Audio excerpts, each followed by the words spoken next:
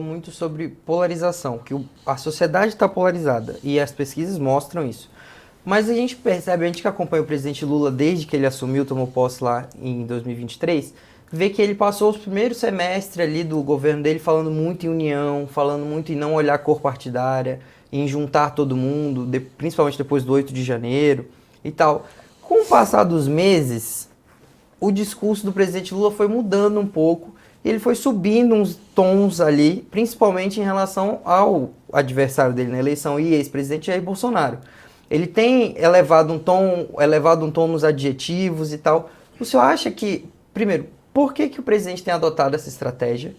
E se essa estratégia ajuda o presidente a conseguir manter essa popularidade ali na média, ou se o senhor acha que isso acaba fortalecendo ainda mais essa polarização?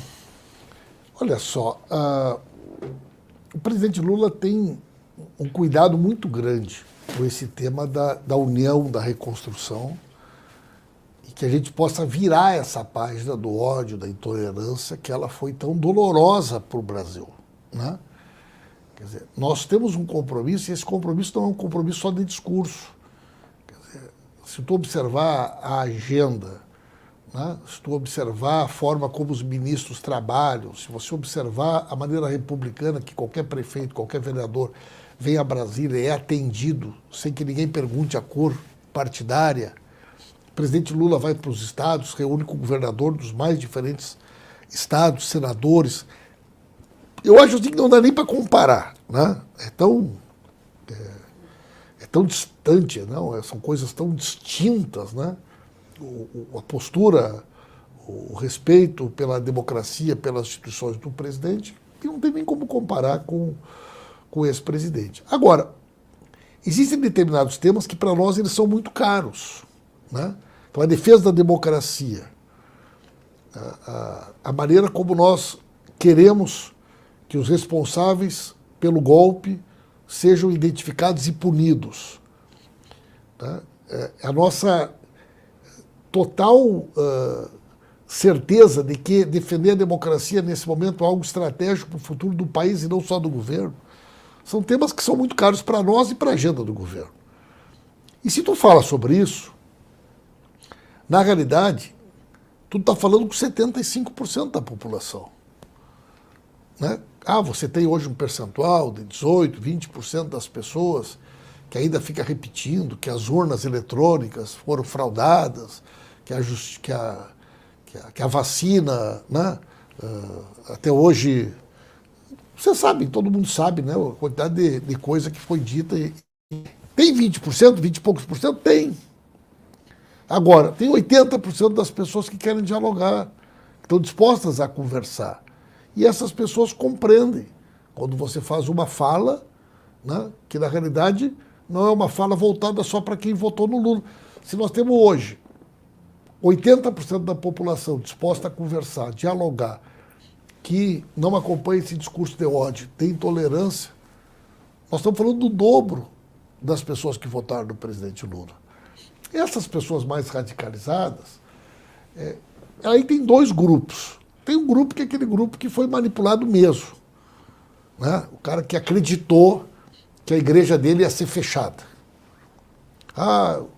Eu votei no outro candidato porque eu tinha certeza que o Lula ia ganhar e a nossa igreja ia fechar, e passou janeiro, não fechou, passou fevereiro, não fechou, passou março. E o cara agora está lá, não sabe direito como explicar, né? Brigou na família, brigou domingo com todo mundo porque a igreja fechou, e ele não fechou. Eu vou votar no outro candidato porque eu tenho um filho de 6 anos, tenho uma filha de 7 anos, e eu não aceito que no colégio deles tenha banheiro unissex.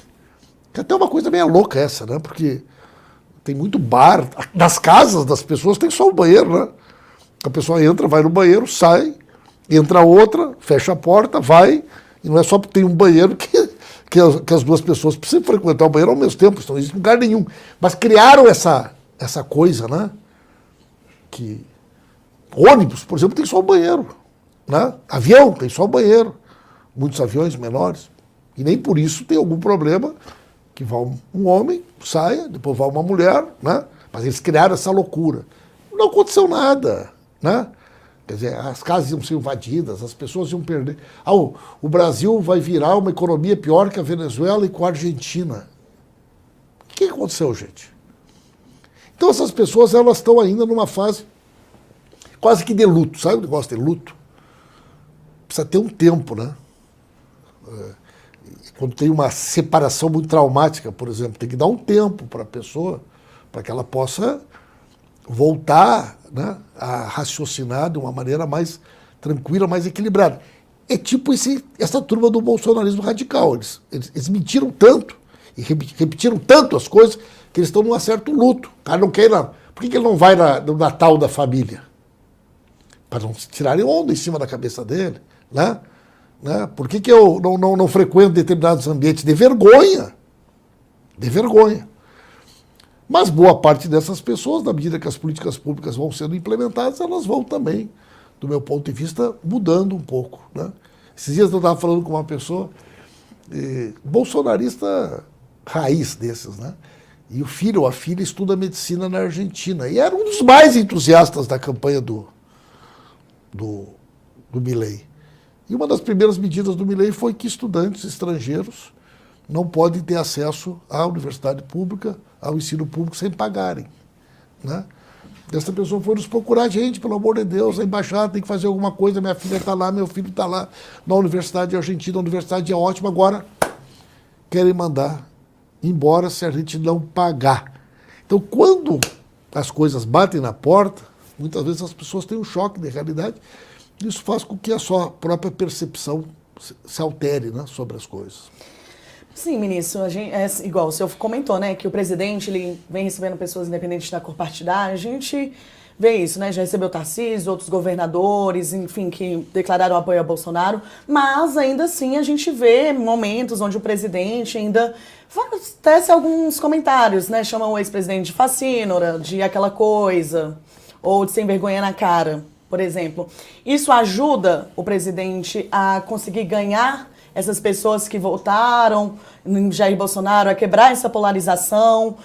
Ou isso é uma coisa que realmente é necessária para manter tanto a imagem do presidente Lula quanto a do ex-presidente? E eu complemento, ministro. O ex-presidente também ofende o Lula constantemente ainda. O senhor acha que essas altercações ajudam os dois? Eu não vejo, sinceramente, assim, eu não me lembro do presidente chamado Bolsonaro de sem vergonha na cara. Foi mês passado, não me lembro, assim, né? Acho que no Espírito Santo. O fulano é um... Não, pode no meio de um discurso ter feito uma fala genérica, né, eu não me recordo, né?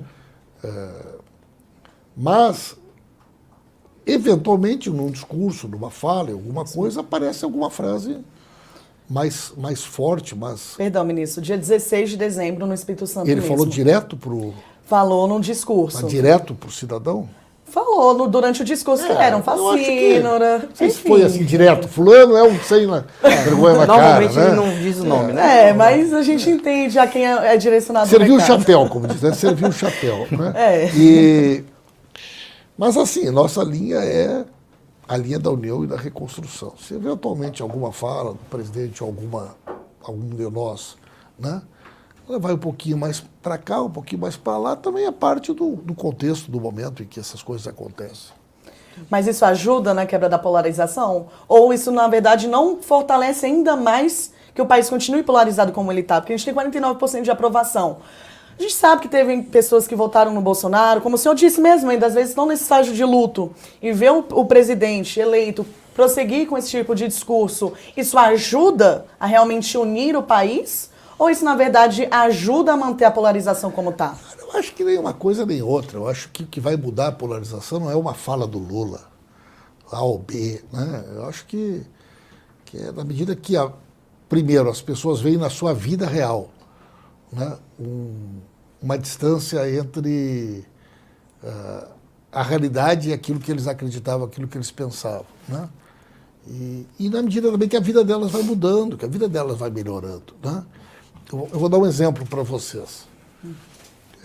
Se nós fizermos uma pesquisa hoje, na periferia, mulheres de 1 a 3 salários mínimos, o sonho dessas senhoras, dessas mães, e que muitas delas são chefes de família, é ter um filho ou uma filha numa escola integral. Tá? Isso é uma coisa que muda a vida. Porque hoje ela sai para trabalhar, ela não sabe quem é que vai pegar o filho ou a filha no colégio ao meio-dia, como é que vai resolver o almoço, aí tem a tarde toda, ela fica preocupada, a criança na rua, quem é que vai cuidar, tem medo do envolvimento com droga, com o crime, né? Alguém da família muitas vezes é condenado a não poder estudar para ter que ficar em casa com o irmão menor, com alguém menor, né?